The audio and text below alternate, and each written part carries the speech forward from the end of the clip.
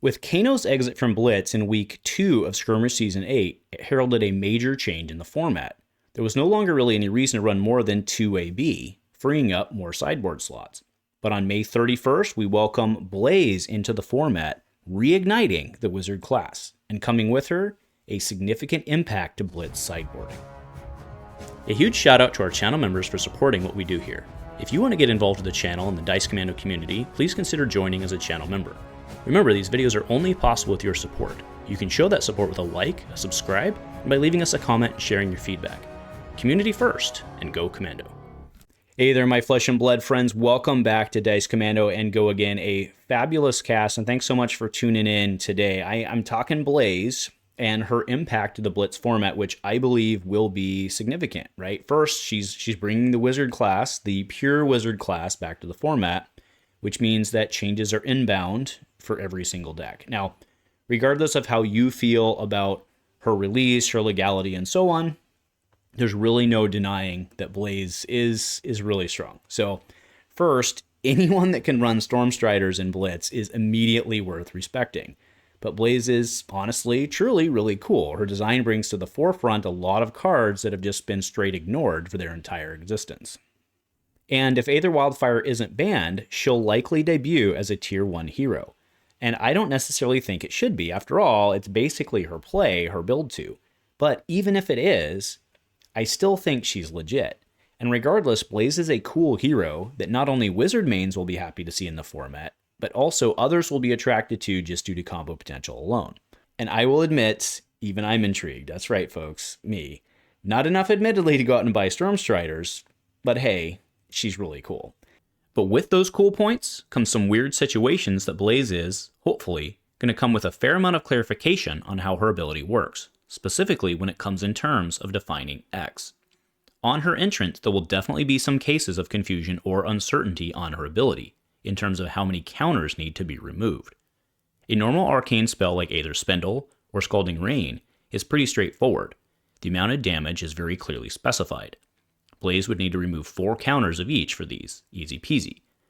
Forked Lightning is an odd one as it deals 2 damage twice.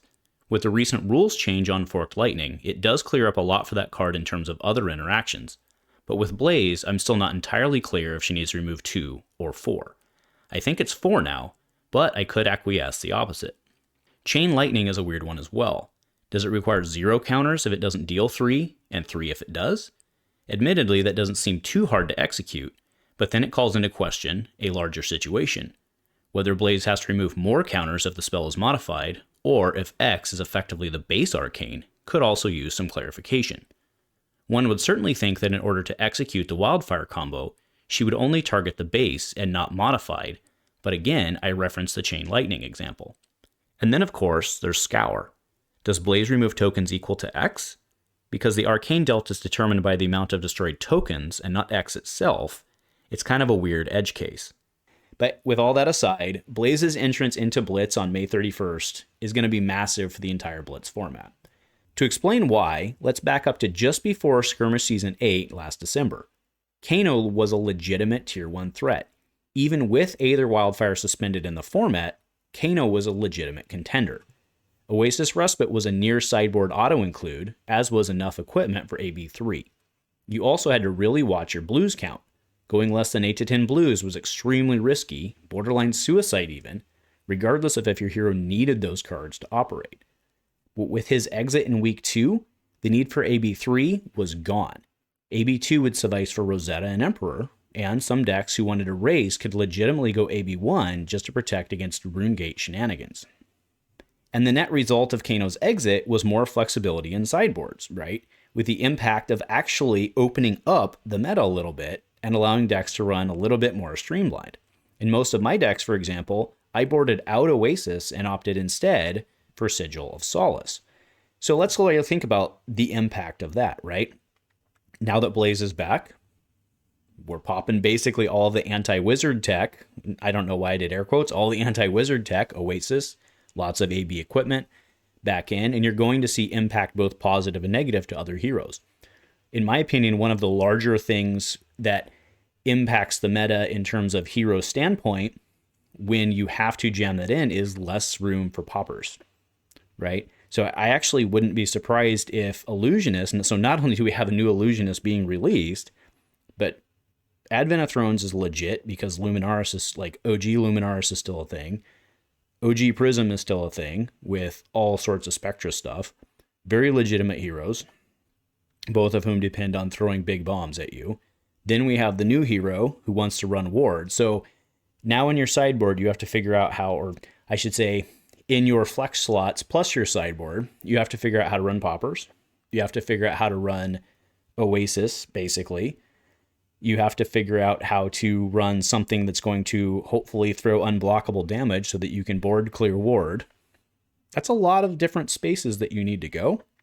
And like I said, the format used to be open, and I think because your heroes who have a Achilles heel, any hero who has an Achilles heel, I think naturally actually gets better through this because there's less opportunity for them to pack more of the stuff which will shoot you with the arrow, no pun intended for Rangers, into your Achilles heel. So the picture I'm trying to paint here is this is meta warping, right? I believe her existence, regardless of whether I think she's going to be very good, regardless of whether that's true or not. I think the fact that she exists and the fact that she'll be good, if people don't sideboard for her, she's going to be good. I guess that's a better way to say it, right? And if they sideboard for her, other heroes are going to be able to come up. So the impact of Blitz of Blaze is absolutely massive, and it's kind of exciting to see how it's all going to flesh out going into Skirmish Season 8. Okay, now, parting thoughts, parting words, right? We've already hashed out to death the how much will there be? Again, we don't know, right? Week 1 might be very different than week 2 in terms of quantity, how much we see Blaze. Completely fair. But remember, the people who want to play her are going to be playing her. They're going to pay for it. And you'd better be teched for it, which means you need to figure out how to tech for the rest or not tech for the rest. So again, it's pretty exciting. She's cool. Opening up, Blitz, big impact. Anyway, let me know what you're thinking below, folks. Nothing else. Go Commando.